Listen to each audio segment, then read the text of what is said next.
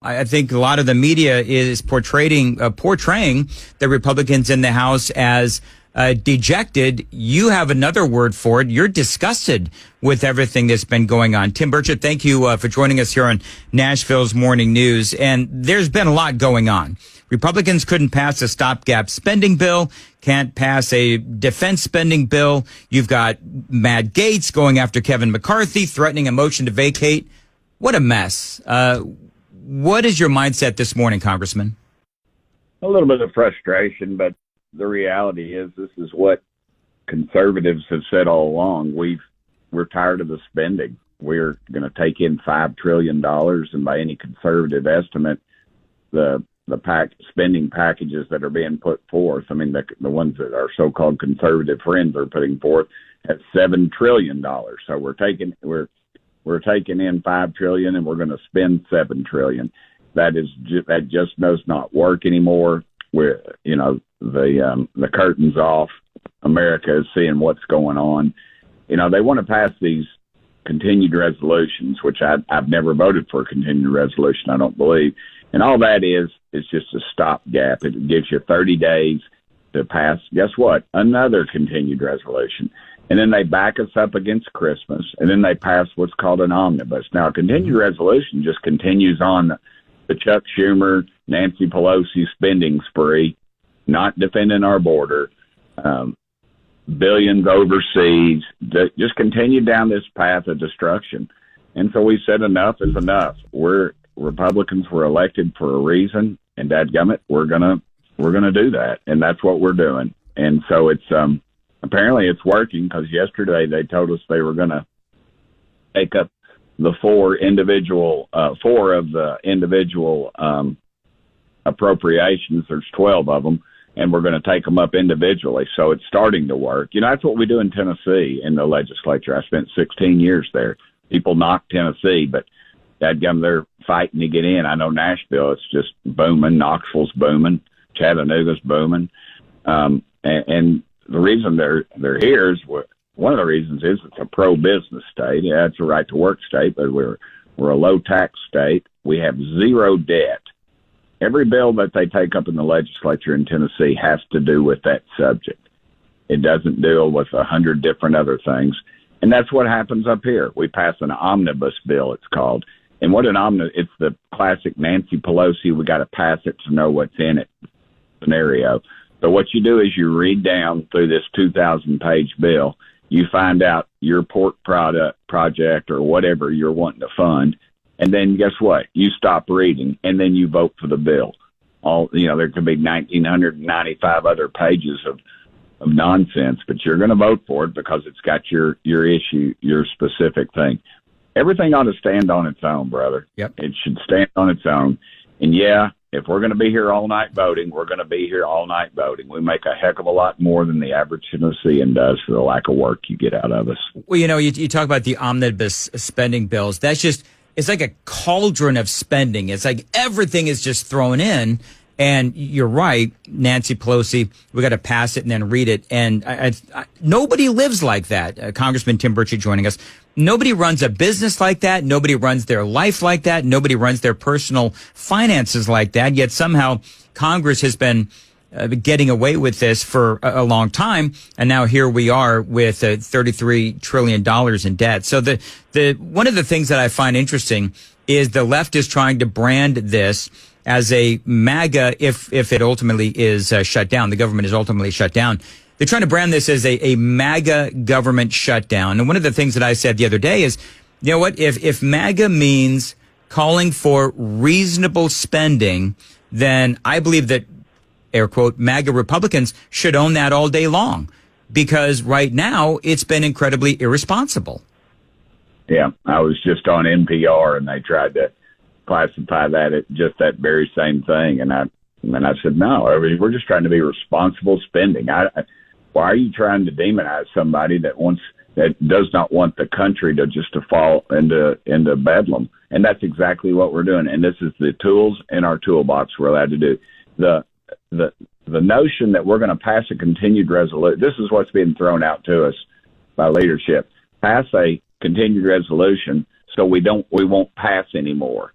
So you're telling me you give a heroin addict heroin to get them off of heroin. That doesn't work.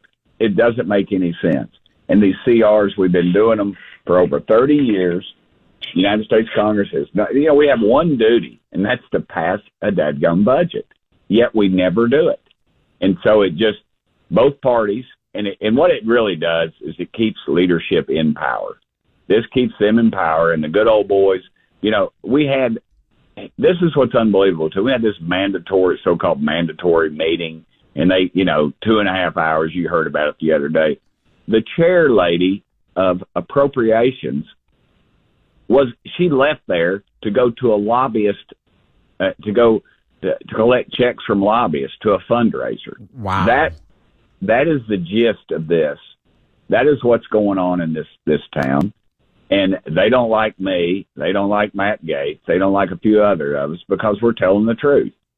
I'm tired of kissing butt, and I'm tired of our country seeing hardworking Tennesseans make a decent living, and then all of a sudden, a year later, it's not enough to sustain their families, and that's just not right. And it's because of this kind of egregious spending.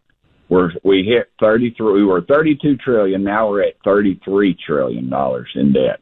$33 trillion. It's just it's to me it's unconscionable. Congressman Tim Burchett is joining us on WTN. Now, Congressman, this was Matt Gaetz, and he was on with, I believe it was Tim Pool, talking about Kevin McCarthy. I could tell you that McCarthy must either come into compliance with the deal he made in January, he must do so very quickly, or there will be a motion to vacate. And a lot of that is spending, and some of it is like, I want to vote on federal term limits. I want to vote on a federal balanced budget, even though I know that those things are going to fail. And then he promised to release the January 6th tapes. So it sounds like for Gaetz, it's a lot more than just spending. He's talking about the January 6th tapes and, term limits and some other things. So two-part question. Number one is, what do you think about these demands that are other than spending? That's number one. And number two, would Kevin McCarthy survive a motion to vacate vote? Well, a deal is a deal. I was with Matt most of the day yesterday, and, he made these agreements. And what we're seeing now, I've studied leadership in different varieties of it. You may hate Nancy Pelosi, but you can't deny that she was effective. And the way she was effective was she got an issue or a bill or whatever. She figured out what she needed, and then she went to her members and said, this is what we're going to do. And then she brought the bill to the floor. The way our leadership works is 218, how many votes they need. They just throw a bunch of stuff out there, and then they figure when they get the requisite number of votes, they just jump on. Yeah, I would say, Congressman, if I may, I would say that the Democrats are compliant. They'll do whatever Nancy Pelosi wants them to do. Republicans, I love the fact that this is an argument. And I said the same thing back in January when all of this was going on. This is what Congress is supposed to do. This is our country. There's supposed to be debate. There's supposed to be a fight. You're right, Congressman. Yeah.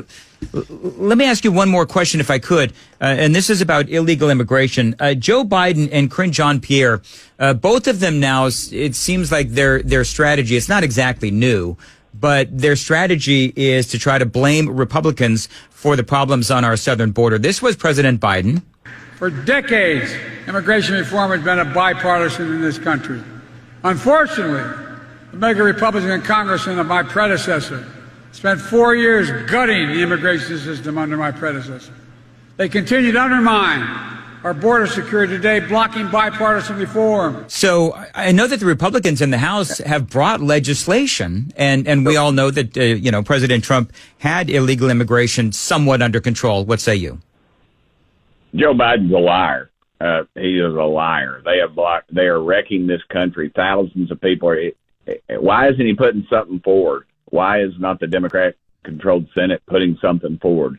They keep promoting this this idea that they're doing something at the border, and they're doing something at the border by just, it's wide open. I've been there. Thousands and thousands of people are coming over. Human trafficking, fentanyl. It's just, you can walk across the border with a wheelbarrow full of fentanyl. It's happening every day. They are lying. And it's about, and if you saw yesterday, Joe Biden it got leaked, but they're issuing folks, a form of American ID that are here illegally. And all they're going to do is backdoor them into the system. Once they get that, they get the Social Security number, they get the voter card, and then it's Katie bar the door, because that's what they're doing. They're just looking at numbers, and that's all leadership does in Washington. All they want to do is be in power. And that goes back to my other thing about maybe you didn't understand what I was saying about the way it works. All our leadership does is figure out what will win, and then they jump on board.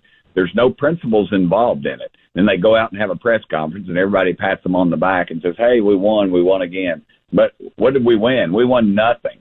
We won nothing other than to say we won, and we've trashed our economy in the process. So do you have a prediction as to what's going to happen here in 9 days? No, I hope we don't have a shutdown. I really do. I just think that's a horrible situation that caused pain, and I really do not want to see that. I'm afraid that could be heading that direction if they don't get on board. But they have moved yesterday afternoon. They decided to do these 4 appropriations bills individually, which is what we wanted. We want to vote on stuff individually and not all pack it all in together. So we'll see. But that takes power away. You know, I had this group, they call them the Cardinals and the 5 families, and you know, everybody's got their ego and everybody wants to control their deal, and that's exactly what they're doing. Hell with the country, hell with our economy and American families, but you know, we're going to stay in power, and it doesn't serve this country very well at all.